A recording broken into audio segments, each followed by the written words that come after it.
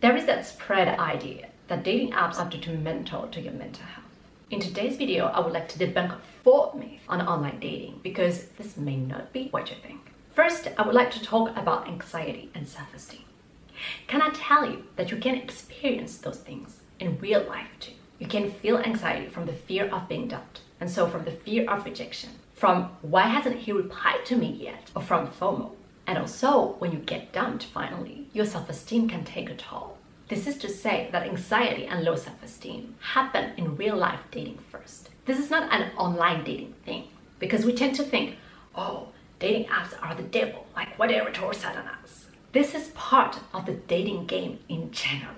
Now, of course, when you introduce the use of technology of dating apps, as there is an increase in exchanges and connections, there is a higher risk of rejection and so of anxiety and low self-esteem. If we add, in addition to that, ghosting and matches that are behaviors that are proper to dating apps. And if we go further, if every time you meet one of your matches, you get unmatched consistently, this can lead to, will I find love one day or not? Or will I end lonely? That fear, that anxiety is real. But as I said, anxiety and low self-esteem are part of the dating game in general. It is normal, it increases with the use of dating apps. But doesn't mean that you need to throw them away, that you need to stop using them. I want to share with you my first experience of rejection on Tinder. I remember that it felt very bad. I could feel my self-esteem being shaky. I started to feel weak. And when I caught myself thinking like, wow, what did I do wrong that he decided to unmatch with me? You know what I did? I didn't blame dating apps like dating apps are bad. This is their fault. Instead, what I thought is, my online dating experience shows that my self-esteem is actually unstable. It is not strong enough to support rejection from modern life dating and online dating. And so what I chose to do is I persevered in using them. I continued to use dating apps until I was unbothered. Because practice makes perfect. I needed to practice rejection.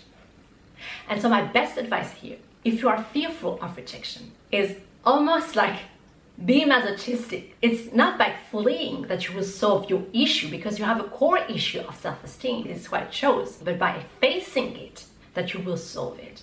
Because what happens when you feel anxious or your self-esteem is damaged is that you have wrapped your identity around validation and rejection, around matching and unmatching, when you are not matching and unmatching. Your way of thinking in your subconscious needs to be corrected. So you separate yourself, you detach yourself from your online dating experience, and you protect your mental health. By practicing, you will learn detachment. And when you detach your identity, you detach yourself emotionally.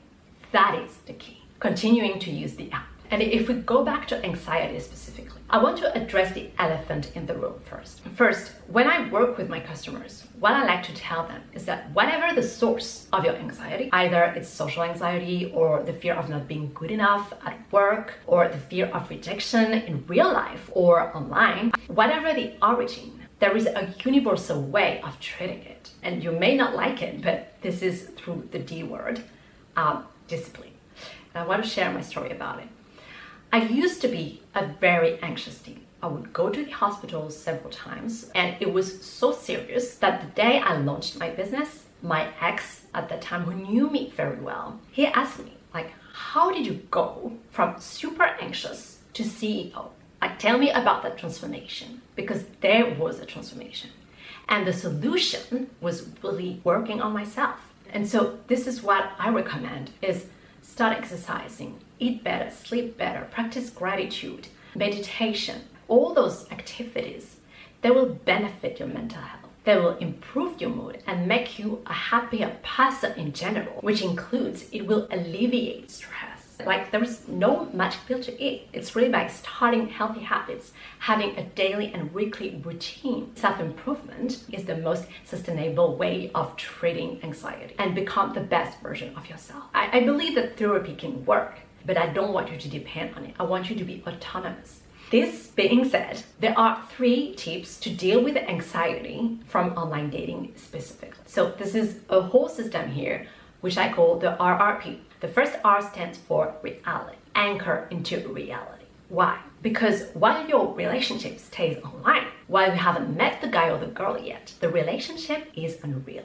so you can't give it importance. Like truly, you don't know if the guy or the girl really exists, if he is a scam, a manipulator. And I have met people like that. And also one of my Tinder dates, he witnessed that he met with so many prostitutes on Tinder.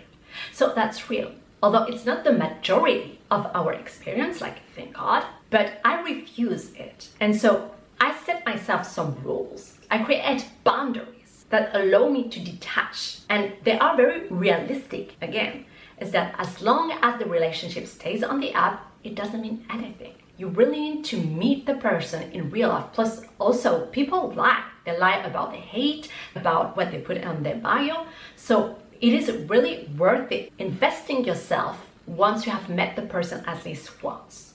The second tip is reciprocity. Let's say the guy who just likes to stay behind the screen. The thing is, if you are not demonstrating a real intention of meeting me in real life, and so if I am not important to you, why would you be important to me? And this is all about reciprocity or self-respect. Now, you're gonna tell me, yes, but in that reciprocity, who's supposed to start to make the first move? And who mirrors? There is a man and a woman. And so I like to lean into the masculine and feminine energy, where the man is supposed to act first. And this has relieved me so much, girl, because I don't have to wonder, should I write to him or not? Or, oh, it has been 15 minutes, should I start writing to him or not? Or should I wait? No, things are clear. When there is order, there is clarity, and there is peace. There is no room for anxiety. And so the power of believing into the feminine and masculine is that it puts things in order. It sets an order of priority. Like the man is first and the woman second, which doesn't mean by any means that the woman is under or lower than the man. It just creates peace. And if you are a single woman watching me, you need to protect your peace by protecting your beautiful feminine energy, because stressed isn't sexy. The third tip is priority. This is another rule of mine, and as you can see, rules really act like barriers, like boundaries, and boundaries are healthy. They protect us from burnout, from any mental health issue. You will never see me in my phone while I'm having a meal with my relatives, with my friends, or while I'm working on my business, on my dreams and goals. Because I value the present moment, and so real life beyond the virtual. Because again, you don't know if it really exists or if it's just a chimera, a dream. So this way, I remain detached emotionally. When I'm working on my business, I'm purely invested, body, mind, spirit on my business. There is no like, oh, has he written to me or not? No. And so that's really that combination of reality, reciprocity, and priority that has taught me detachment, because I set clear boundaries that prevent me from getting invested emotionally. This framework protects my mental health. A third common myth on online dating is that it causes burnout. I have filmed an entire, like a comprehensive guide about it. But what I want to say is that usually burnout, either you get burnt out from your work, from a relationship, it's always the same thing. It goes back to the why. When you experience burnout, it's because you are disconnected from the why you are doing the thing. And so the best advice that I can give you here is, do you know why or what you are on dating apps for? Do you know what you are looking for? What type of relationship? What type of partner that matches your type of relationship? And this goes back to, do you know who you are? And this is very important because I think that the majority, like 99% of people who are on dating apps, they don't know their why. And why? Because they don't know how to date properly to protect their mental health. I really believe if you look at the way some dating apps are designed, like your way of online dating is simply inherited from your way of dating. And so if you struggle with online dating, I like to ask you the question, do you really know how to date? And so answer those 3 questions. This way, you don't have to spend time and energy overthinking and overanalyzing every detail in every profile, which causes burnout. When you enter in the online dating scene with purpose and clarity, this will remove any shadow of doubt that can transform into burnout with frequency. So know what you want, that you stop swiping endlessly and mindlessly like you would with Instagram or any social media. That's the same problem across all social media platforms. The second tip that goes along with it, and it ties back to what I said earlier, is create habits. Habits, they act like limits.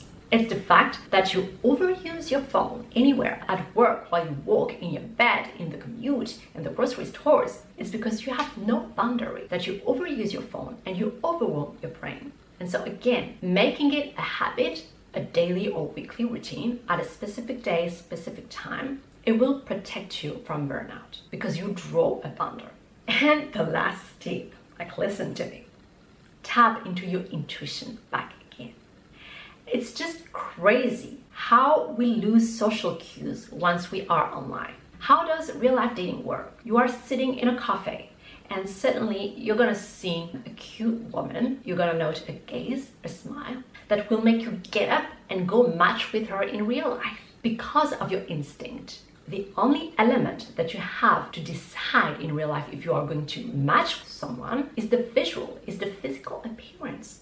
And honestly, online dating shouldn't be that different. You know, I see articles written by licensed psychologists that say, oh, that dating apps are superficial, but we are superficial people at first sight. We care about the physical appearance. And that's the first thing that we notice, the first thing that we decide upon. I want to share my personal experience again. There was that Hinge video that I filmed where I reviewed profile, and I looked at the pictures first. And from the pictures, the guy sent me the vibe that he was, I would say, he was the one. Like, I wanted to match with him only based on the pictures. And then, as I read his bio, it confirmed my interest. And I matched with him eventually. Tap into your intuition back again. Work with your subconscious before being in your consciousness. Because it's the fact that you act too logically, too much with your consciousness, that you get fatigued. And the fourth and last myth that I want to debunk about dating apps is addiction, which I will be very honest here. Can it create addiction? I think so. Now, I'm not saying that this is their primary intention, because just a simple act of swiping, which means you cancel, you validate, you cancel, you validate, this will release dopamine. And dopamine is what creates addiction. And so yes, the more you spend time swiping, the more it will create addiction. And also, one thing that I have noticed, and it's known in psychology, is that you get more excitement in the anticipation phase. And so while you swipe, instead of when you achieve. And how I have experienced it, I can swipe for 1 hour, for example, and then once I find a match, it's like I start to settle. Like I said, just step back and settle, and I take my time to respond to messages. And this behavior can make you stay on the app swiping instead of matching and meeting in real life. And another layer to that is, if I take the example of Hinge, they have that gamification side through the use of polls, of quizzes and video prompts and voice prompts. The quizzes, they add extra fun, they add to the excitement, and so they release dopamine. And so my best tip here to prevent from addiction is really, don't stop the matching. Do things after another. Once you've matched, contact the person as quick as possible. Go on a first date as quick as possible. Like, don't let too much time between actions that will make you settle in the app. And most of all, keep your goal in mind. Keep your vision in mind. The goal is to match, and it's to date in real life. It's not to stay on the app and swipe infinitely. The very last tip, which ties up to my first points, is use habits. Again, the power of habit is that it's going to contain your use of dating apps, and so it will prevent any overuse of them. That will protect you from addiction. Those were all the myths that I wanted to debunk on mental health linked to the use of dating apps. If you found this video informative or helpful, please like it and also subscribe to my channel if you're not already. And I would like to know in the comments down below, what is your experience of dating apps? Do you feel burnt out, anxiety? And also, I want to let you know that I am launching a challenge online where you will land 1 match and 1 physical date. And so if you want to be the first to know, go sign up in the description box below. I hope to see you there. Bye.